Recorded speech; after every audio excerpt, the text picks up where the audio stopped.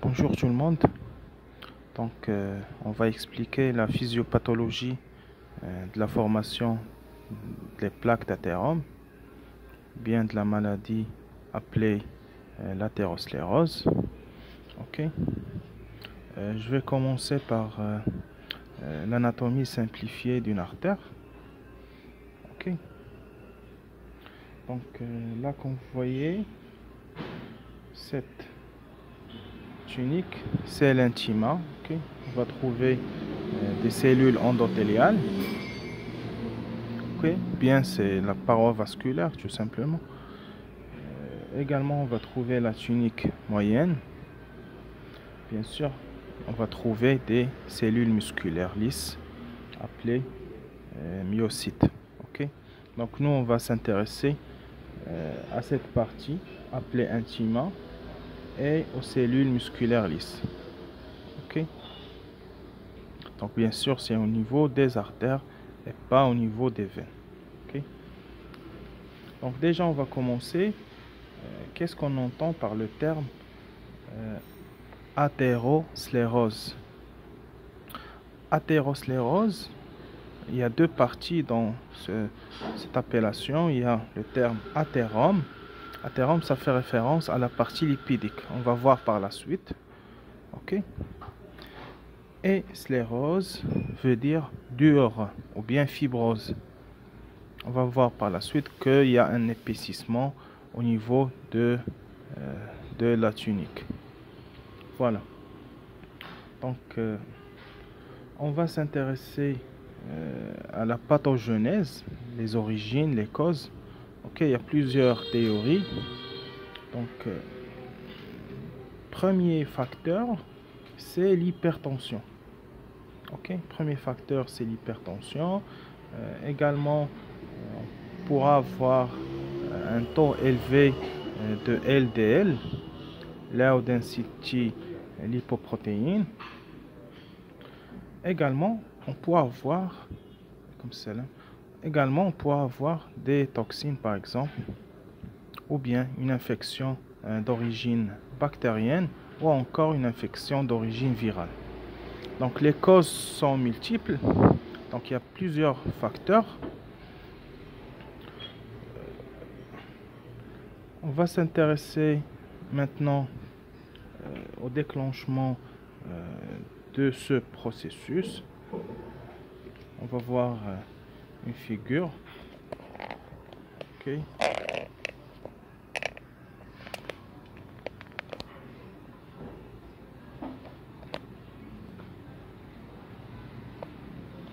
Voilà.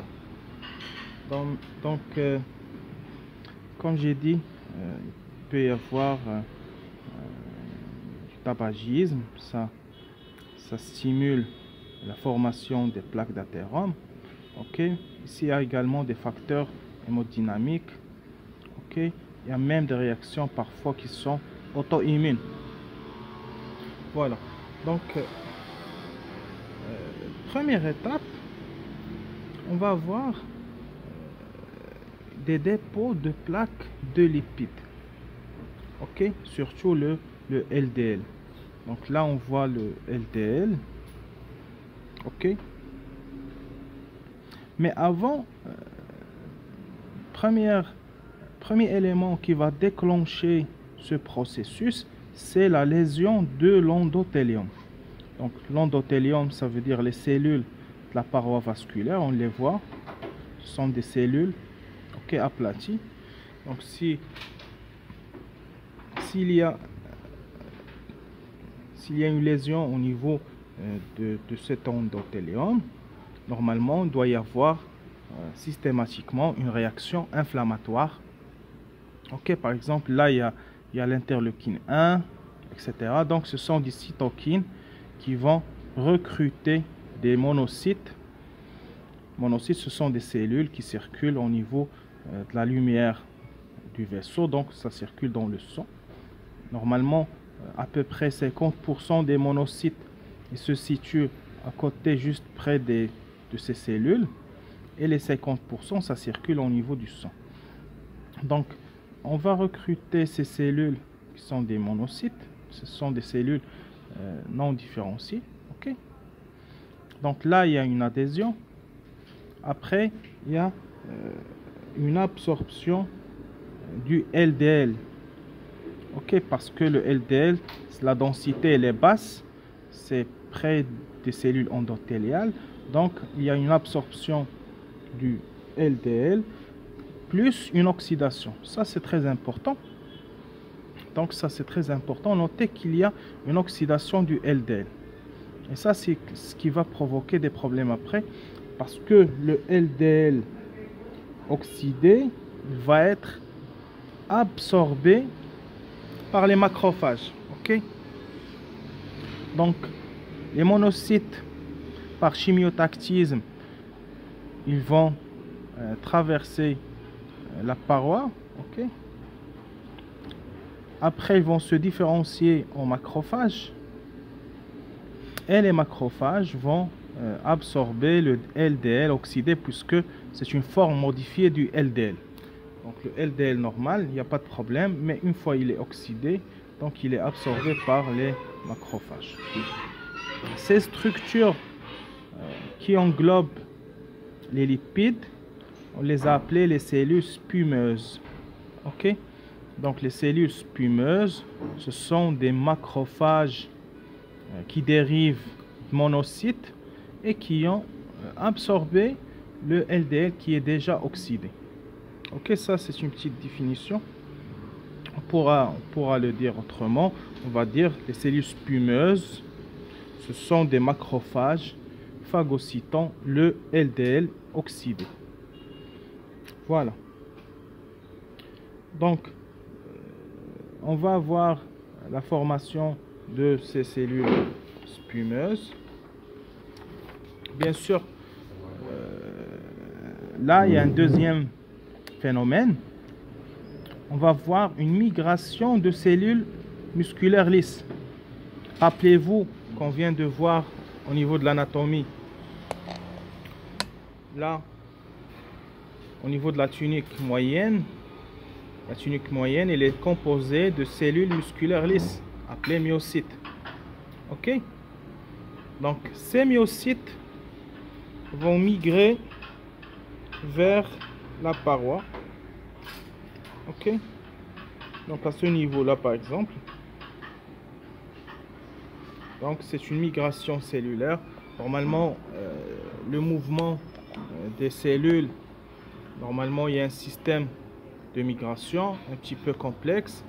Et également, c'est le système du cytosquelette qui va intervenir pour assurer cette migration cellulaire. Oui, il y a des cellules qui bougent. Voilà, donc, subhanallah, les cellules qui vont bouger, qui vont migrer. Voilà.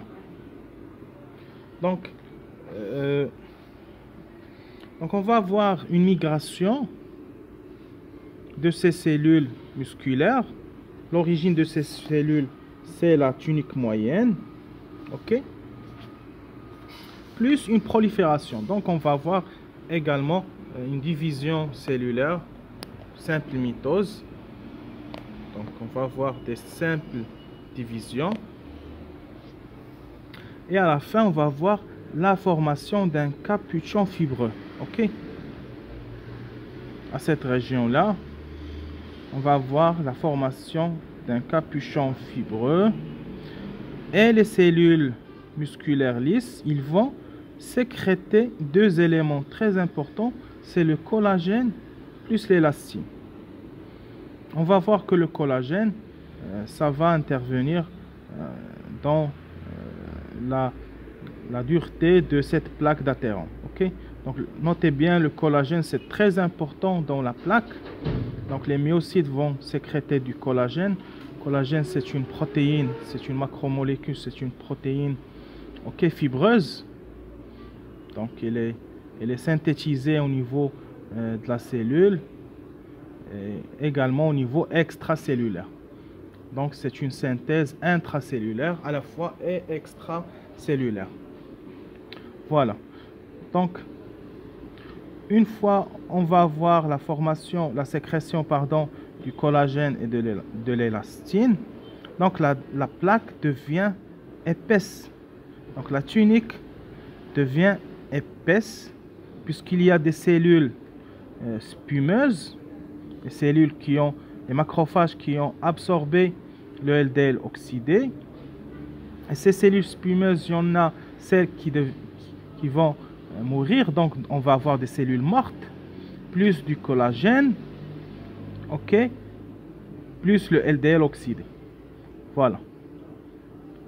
Après également, on va voir même le dépôt de calcium. Voilà, même le calcium va intervenir dans ce processus. Donc, on va avoir un dépôt de calcium. Également, pour avoir des débris de globules rouges, des dérivés de sang, etc. Donc, la plaque, elle est dure. Après, il pourra y avoir une instabilité de la plaque. Ok? Et ça, c'est le plus dangereux, c'est l'instabilité de la plaque. Les cellules musculaires vont sécréter moins de collagène. Les myocytes vont synthétiser moins de collagène. Et on va avoir un risque de détachement de la plaque. Ok? Ok, on va continuer. Donc, première conséquence, on va avoir une paroi artérielle qui va devenir plus rigide. Et donc, première conséquence, c'est l'hypertension. Ok. L'hypertension, par la suite, va engendrer, va donner une plaque qui est instable parce qu'il y a les forces, la force R. Ok. Donc, il y a plus de résistance. Donc, la turbulence du sang, plus de résistance et il y a un risque de détachement de la plaque. Donc, le débit sanguin va augmenter. Automatiquement, on va avoir encore des lésions. Voilà. Donc, les vaisseaux vont se rétrécir. OK? Et il pourra y avoir également des ulcères. Donc, ces deux facteurs vont favoriser la formation du caillot. Il y a d'autres facteurs qui peuvent stimuler ou bien ce processus. Je peux noter que la cellule endothéliale va sécréter moins de substances antithrombotiques. Ok, qui dit thrombose, ça veut dire moins de substances à effet action anti-agrégant plaquettaire, comme les prostaglandines I2 ou bien le monoxyde d'azote. Ok, donc je vais reprendre. Là, il y a les cellules endothéliales. Normalement, dans le cas normal, ils sécrètent les prostaglandines I2 et le monoxyde d'azote. Faites attention. Donc ça, c'est le cas normal, ce n'est pas le cas pathologique. Les prostaglandines, c'est le produit de l'acide arachidonique. Ok? Les produits de l'acide arachidonique sous l'action des enzymes telles que la cyclooxygénase. Ok? Donc, sous l'action de la cyclooxygénase, on va produire des prostaglandines. Donc, l'acide arachidonique lui-même, il dérive d'un phospholipide, les phospholipides qui se trouvent au niveau de la membrane cellulaire.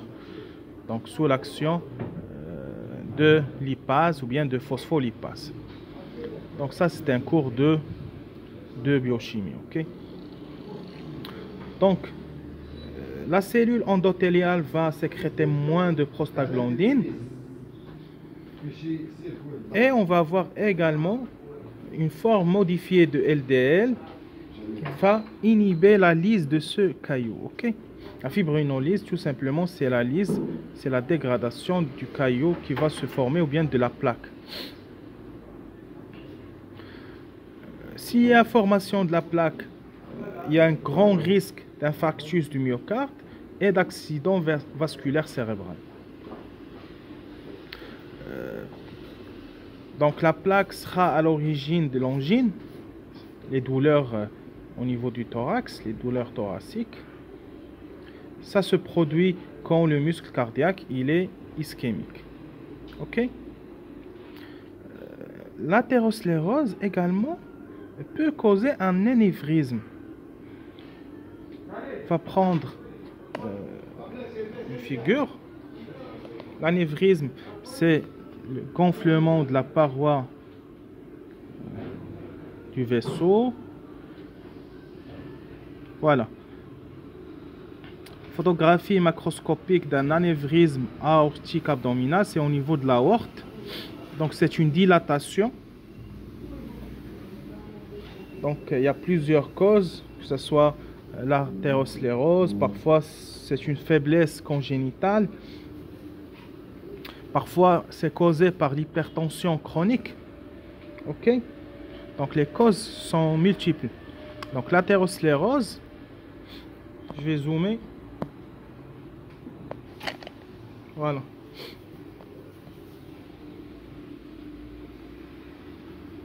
Donc l'athérosclérose, également l'hypertension et une faiblesse congénitale. Voilà.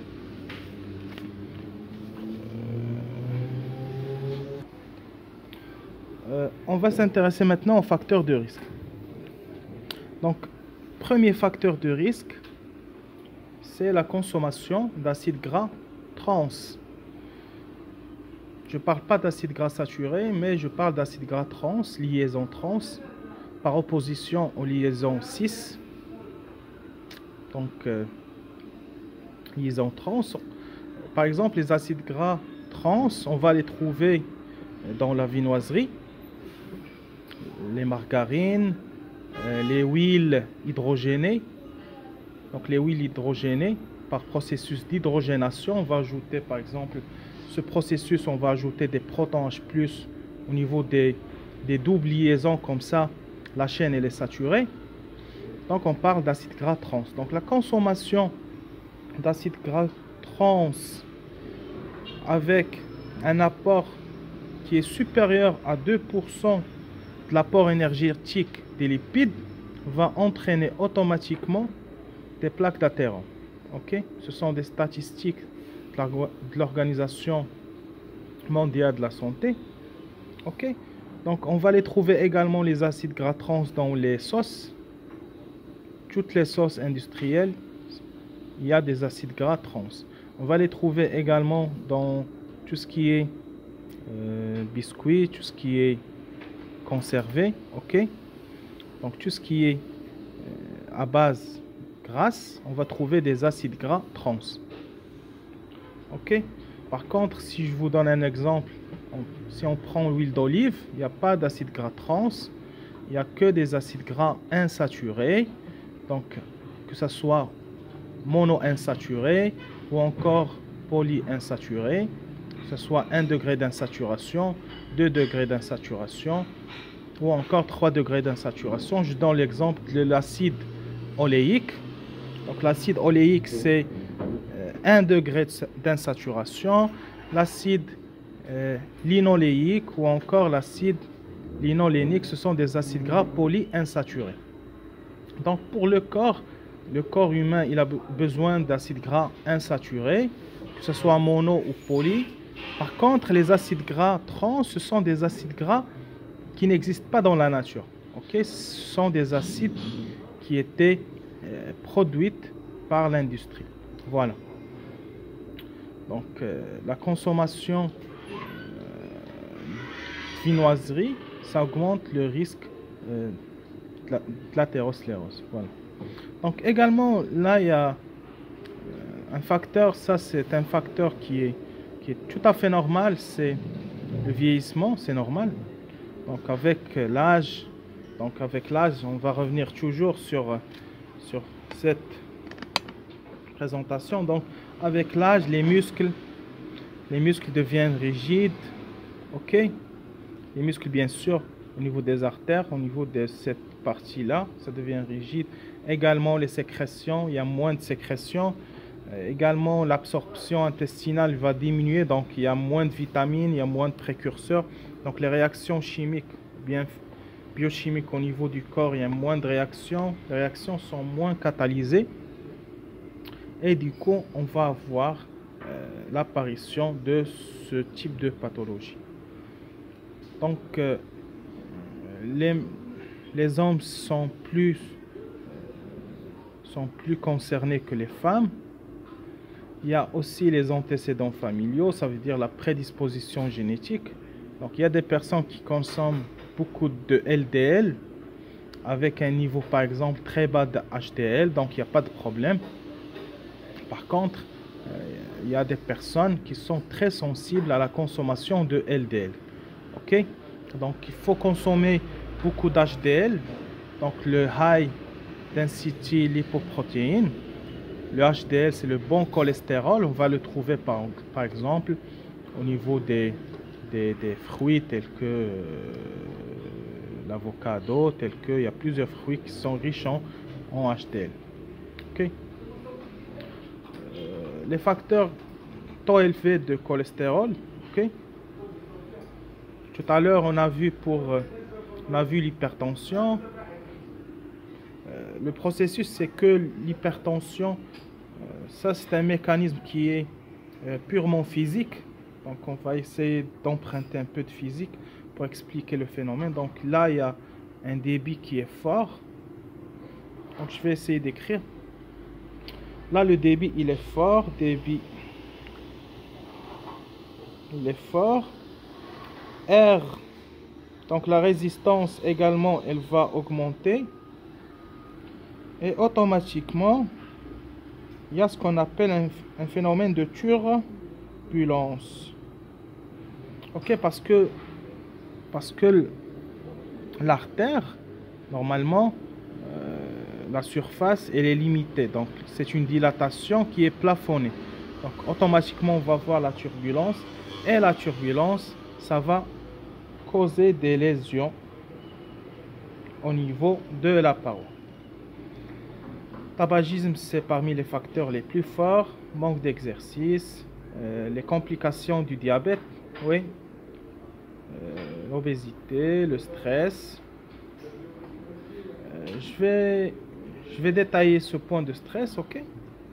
Donc, comment le stress va favoriser la formation de ces plaques d'athérome. Donc, le stress, qui dit stress, automatiquement, il y a moins de synthèse.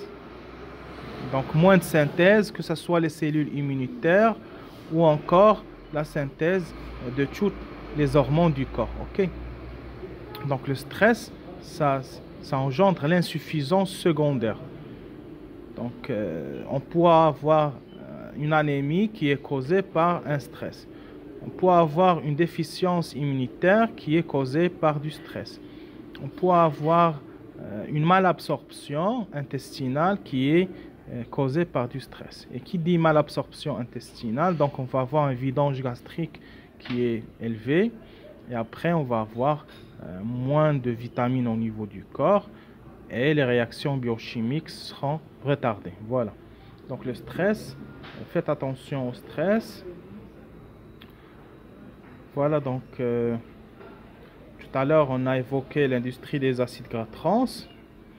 Juste pour votre information, les industriels, ils ont produit les trans, c'est pour la raison de la conservation. Donc des aliments qui contiennent des acides gras trans, ils peuvent être conservés pour des années par exemple. Ok?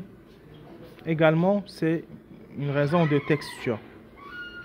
Donc faites attention aux trans. Voilà. Donc on va s'arrêter là.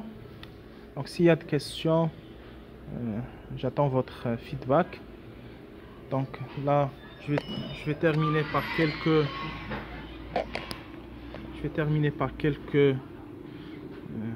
figures, ok? Donc là, on va voir ça, c'est une On a dit ça, c'est la dilatation. Ok. C'est au niveau de l'aorte. L'aorte, c'est le gros artère qui sort du cœur. Ok. Là, c'est la plaque avec des ulcères, avec des thromboses. Ok. C'est au niveau de l'aorte. Ulcéré et thrombosé. Ok. Voilà. Donc, on va s'arrêter là. Merci pour votre attention. Là, c'est une plaque ulcérée également. Voilà. Merci pour votre attention.